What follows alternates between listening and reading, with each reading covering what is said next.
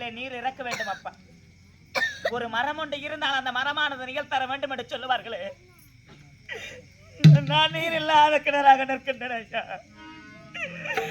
நான் நீர் இல்லாத மரமாக நின்று விட்டேன். நீரெல்லா கிணறானே ஐயோ ஐயோ, நீரெல்லா கிணறானே ஐயோ ஐயோ, நீ அந்த மரமானே தெய்வமே.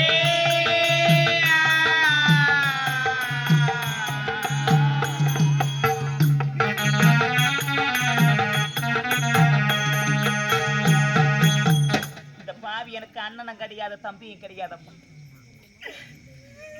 எனக்காக யாருமே இல்லை. இந்த உலகத்தில் பெண்ணாக ஒருத்தி பிறந்து விடுகிறாள் ஐயா. பிறகு அவள் இறந்து விடுகிறாள். அவள் இறந்து விட்ட பிறகு வீதியில பிணமாக வைப்பார்கள். அப்போது அந்த ஊரில் உள்ள மக்கள் எல்லாம் கூடி அழுது கொண்டிருப்பார்கள். அதில் ஒரு பெண்ணானவள் இருந்து கேட்பாளா, அந்தி சாயும் பொழுதாகி விட்டது, இன்னும் எதற்காக இந்த பிணத்தை எடுத்து தகனம் செய்யவில்லை என்று கேட்பார்களாம். அதற்கு மற்றொரு பெண்ணானவள் இருந்து பதில் சொல்லுவாங்க,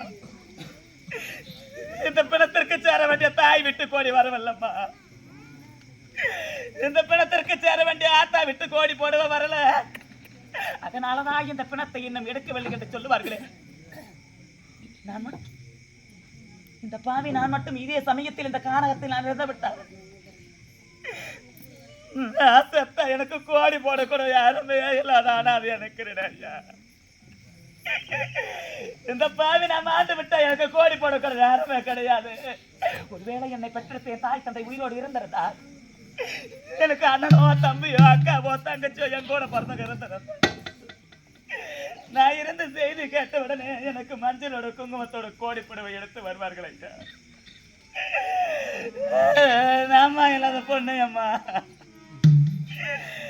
அப்பா இல்லாத பொண்ணு ஐயா, அண்ணன் தம்பி இல்லாத போறிய பிறந்தவளாச்சு. இந்த தாய் இல்லாத பெண்ணுக்கு மாண்டு விட்டா எனக்கு கோடி போட யாரம்மா இருக்கிட்டாங்க. எனக்கு அண்ணன் கிடையாது, தங்கச்சி கிடையாதப்பா.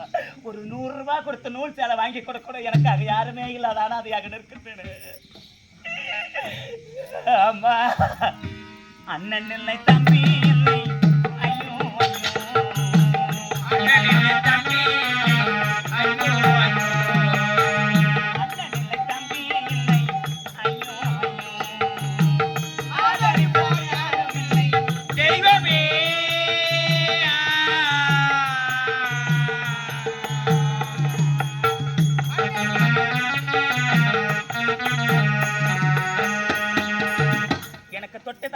கணவரை ஆலமர விழுதை போல் நினைத்துக் கொண்டிருந்தேன் ஐயா.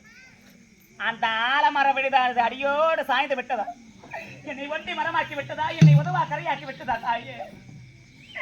நான் எதுக்குமே உதவா கரையாக நிற்கின்றேனே ஆண்டவா. ஒண்டி மரமானே நானே நானே,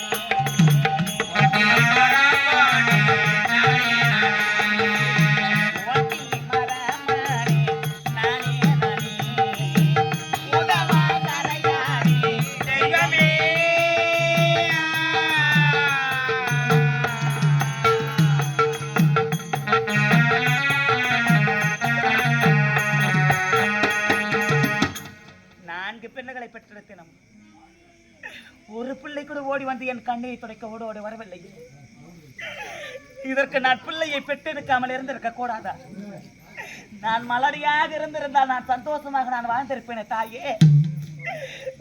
நான் பெத்த பிள்ளையே என்னை கொல்ல வேண்டும் என்று துரத்தி ஓடோடி வருகின்றானே அம்மா.